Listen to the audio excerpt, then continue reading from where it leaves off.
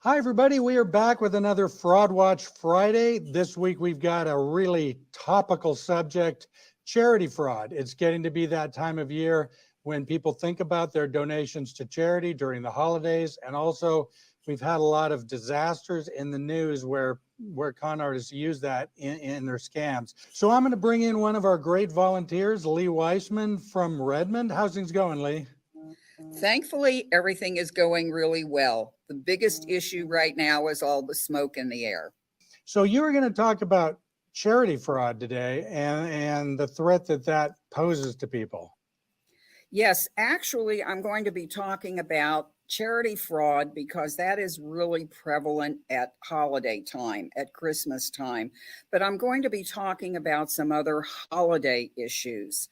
And I think that, as you mentioned before, we are in a kind of emotional state right now with all the news and all of the terrible disasters that people are having to face. And unfortunately, scam artists really take advantage of that. And I'm going to be sharing a number of different things with you. And let's go to the next chart, please. All right, I'm going to bring your presentation up. I will take myself out and I will see you at the end here. So we're going to be talking about the gift that keeps on taking, which is very true. And you know, a lot of these charities scams just kind of pull at your heartstrings. So I'm going to let you take it away, and I will see you on the other side. Okay, thank you very much. And thank you all for joining us today. I would like to talk with you about holiday and charity scams today. There are scams that go on all year round because scammers are always at work trying their trade and trying to separate you from their money, you from your money, so that they have your money. But it's particularly true during the holiday time. We are more anxious during holiday time. We have more emotions at that time. Part of it is joyous. We're looking forward to wonderful things. And part of us is, oh my goodness, we've got so much stress because we've got so many things to do. So I'd like to talk about why or how the scam artists operate. I would like to tell you about the scam artist playbook. And basically, the scam artist wants to put you under the ether.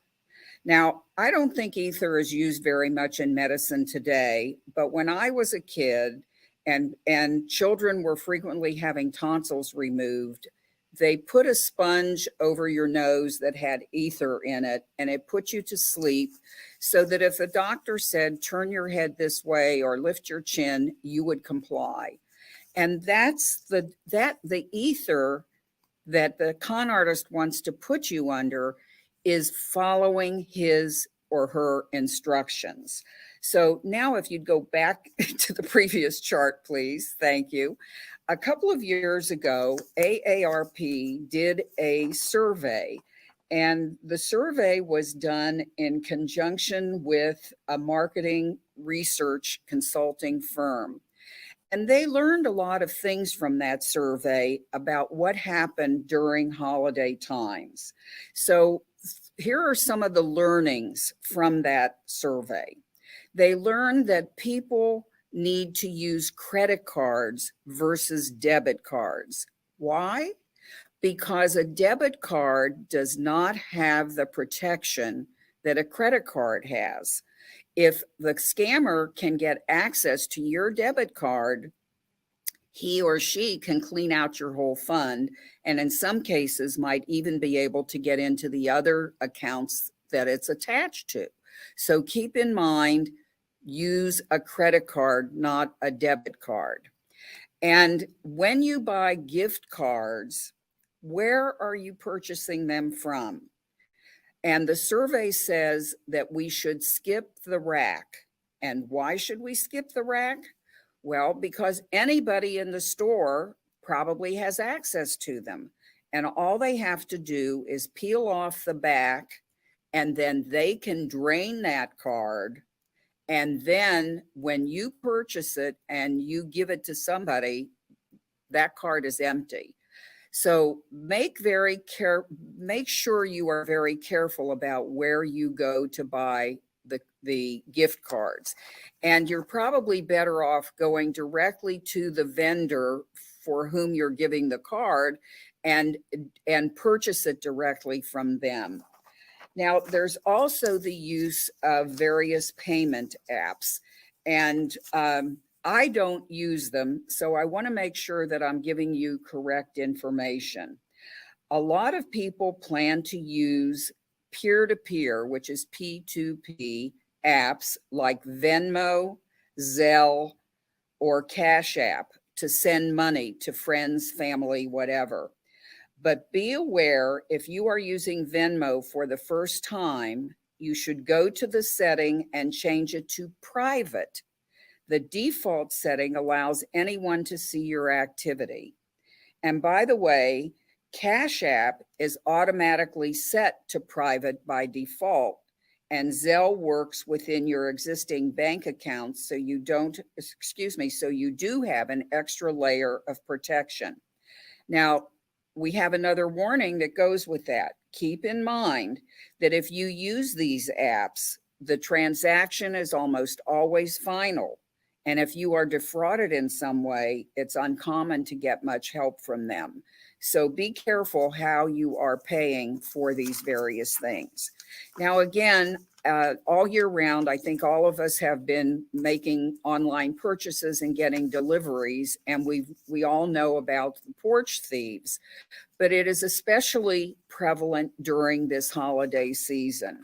And we want to warn you that sometimes people will get texts or emails saying that there's a problem with the delivery. Go to this site and click. Please don't click. Pick up the phone and call the service itself and make sure that that is not a scam. And also, don't sign for one of your neighbors if you haven't already talked to that neighbor and you know that he or she is expecting a package and you know exactly who it's from and what it's for. Don't give money to people you don't know. And then we want you to be aware of online ads. Predominantly, people get caught by ads on social media and the pop-up ads. And there are constantly pop-up ads that are coming on email, at least on mine. And I've also started to get a lot of them on my phone as well. So be very careful about that. Let's talk about shopping scams. The Federal Trade Commission reports that shopping scams are number 3 this year, and they've doubled in the past couple of years. And most involve paying for something that you never received. So make sure you check out the seller before you buy. Go on to the internet and plug in the name of the seller. And after the seller's name, you can write scam or review and see what comes up and see if you really want to make a purchase with that seller. As I've said before, pay by credit card. And I would also advise you to have a separate credit card that you use only for online purchases. And the reason that I say that is I know that I have certain bills that get paid automatically out of my main account. So if I had a problem with a shopping purchase and I had to shut down that credit card, it would really cause a huge headache to try to get realigned with those people who are counting on my regular monthly payments. Therefore, again, credit card designated just for online shopping. And please keep all the paperwork until you are sure that what you've gotten is what you want and you're going to keep it. You have to have documentation if you're going to have to file a complaint or ask for something else. Next slide, please. We're going to be talking about donations, charities, big issue this time of year. I have already begun to get envelopes in the mail. The other day, I got an envelope that I couldn't believe what all they sent me, because they wanted me to feel obligated to pay them back. And it was a waste of money. It's not a charity that I choose to support.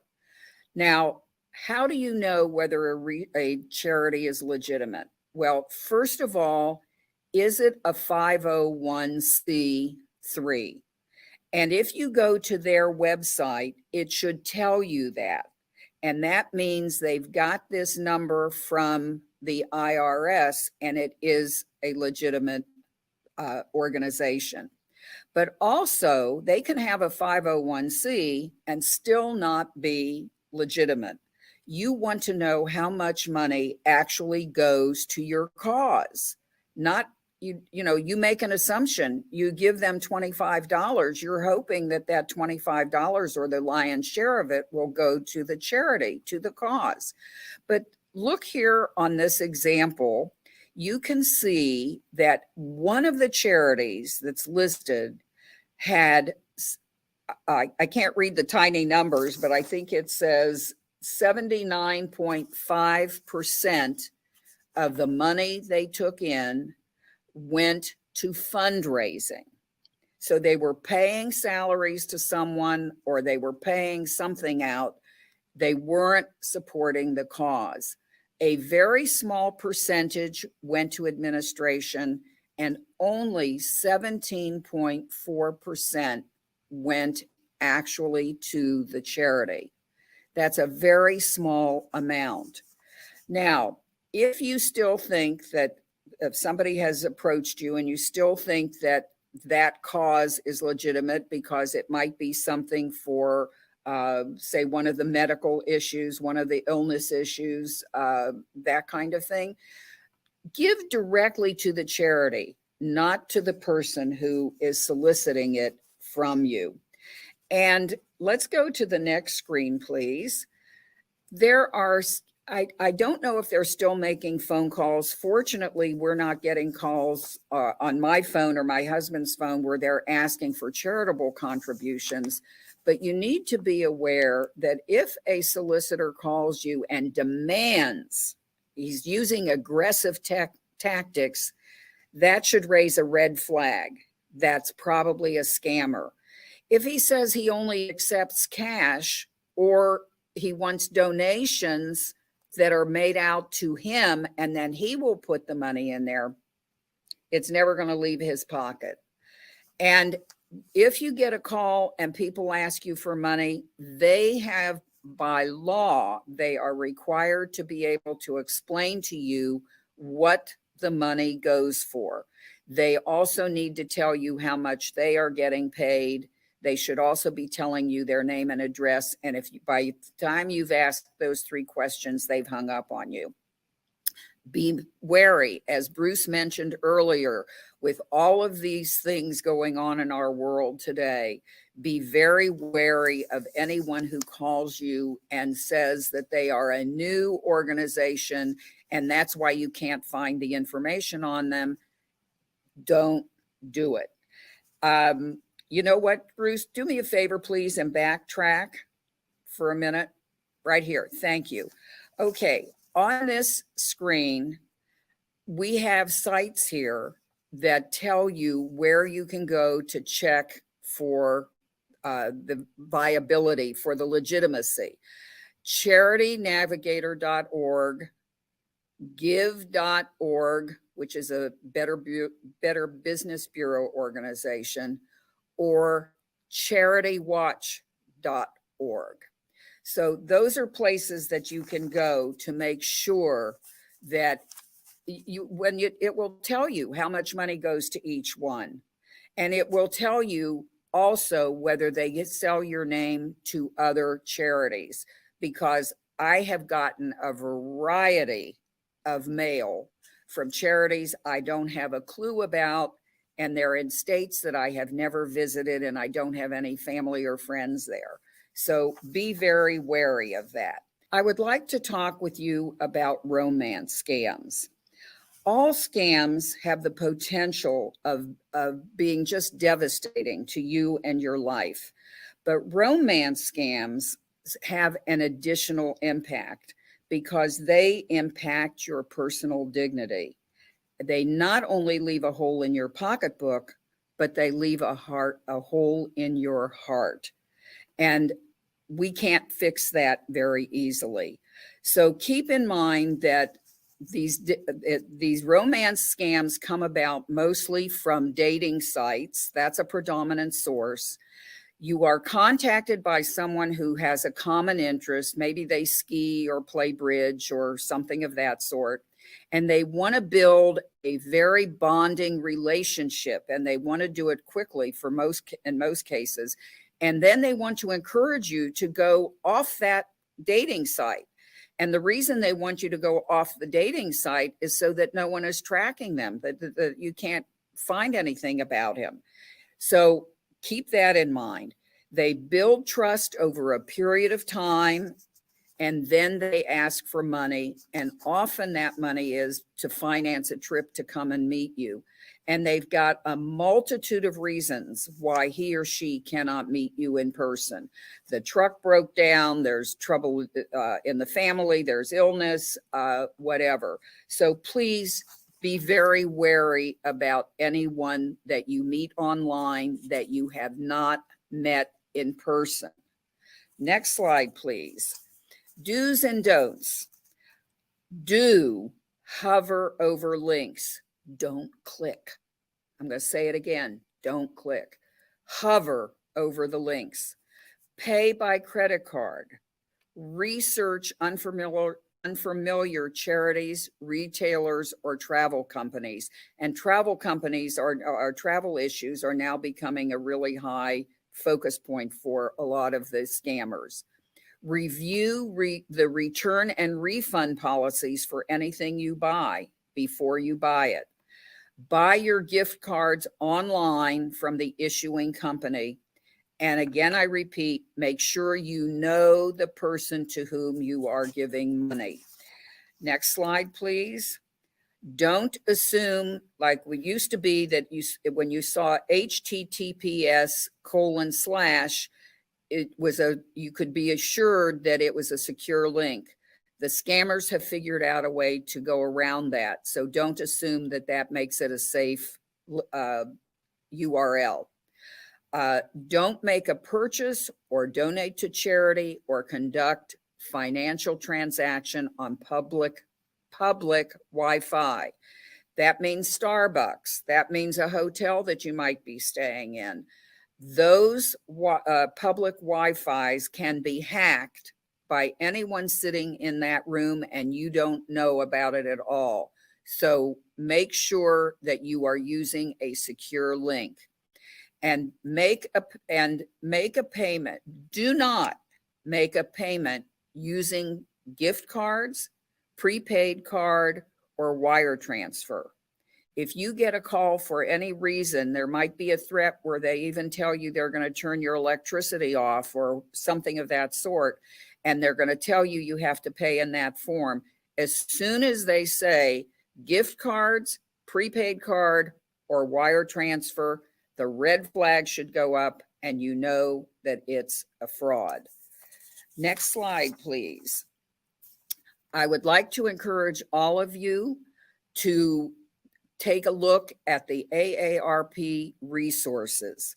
And if you have a problem, if you have think that you've been defrauded, or if you know friends who feel that they have been, please call the AARP Fraud Watch Network call center. Even if you're not sure, you just want to sound it out. And the telephone number is 1-877-908-3360. And we have volunteers on the line to answer your questions and to provide you with all kinds of resources and places to go for help. And in addition, on the AARP website, you can sign up for the free watchdog alerts.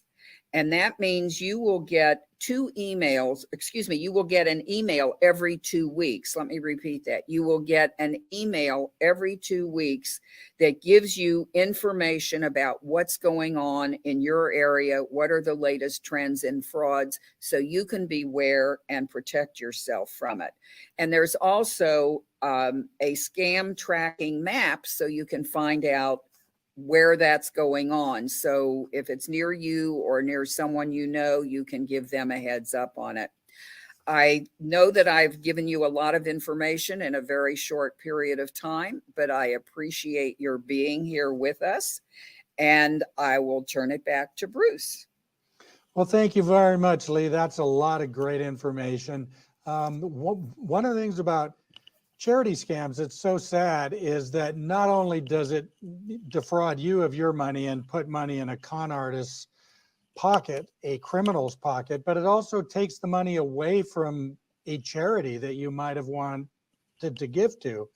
If you wanted to support children's cancer research and someone scams you using that technique, then that means that your donation didn't go to the place that you thought it would. Right. So, that's one of the things that makes it extra sad, really. So really appreciate that on this topic. And also, I hadn't thought of romance scams at this time of year. But if you think about it, it makes a lot of sense, because a lot of times people get to the holidays and they start to feel like they wish they had a romantic partner, and maybe you're feeling, a little more lonely. So it makes a lot of sense. So I appreciate you bringing that subject up, because I hadn't thought about that one. And always a good tip we just want people to know is, if it seems like you can't pay a bill with a gift card, that's a huge red flag. There are so many scams that con artists use gift cards for because they can get your money instantly. But does it really make sense that a charity would be able to take a donation via a gift card that you've bought? It doesn't, if you think about it. So that's just a huge red flag.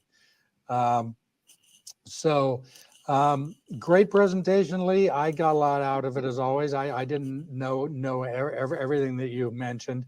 But we always do charity fraud at this time of year, but you found some new elements. So I appreciate that. As Lee said, we do have our Fraud Watch Network helpline, where you can call if you have any questions about any fraud topic. You can call and talk to a trained volunteer, and that's 877-908-3360. Toll free, cost free. There is no charge at all for the service, and you can talk to one of our volunteers who are very empathetic and will help you walk through these issues. And for things that are tough to solve, they can point you in the right direction. So that's a great service. Also, our website, aarp.org/fraud, is the repository for all our fraud information. So check that out. And if you'd like to book a fraud presentation for your group, whether it's a church group, civic group, school group, any sort of group, we do these presentations online and now starting in person again. We've only done a couple in person, but we do have volunteers who are willing to come to you and do a presentation. But you could also do it in a manner similar to this on Zoom. And if you'd like to look into that, you can check out all the information at aarp.org/WA Speakers Hub. That's WA Speakers Hub. And you can get all the information on that. We have volunteers standing by who are willing and eager to give those presentations.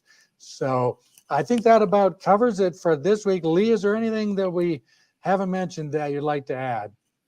I think that I covered it all, but I really appreciate everybody's attendance today, and I hope they will put that information to good use for themselves, but also share it with your family and friends. I think it's really important to get the word out, and the more word we get out, the fewer scams will take place, because people can protect themselves from it. Yep, that's absolutely true. You just never know when that one little bit of information is going to help someone else. So that is something that we definitely want to do. And speaking of spreading the word, we really appreciate it if you spread the word about these Fraud Watch Fridays. We are trying to get the information out to save people money and protect their identity and protect their online security as widely as we can. And next week, we'll have our cyber fraud expert, Dave Morrow. We'll be taking your questions as he does every third Friday of the month.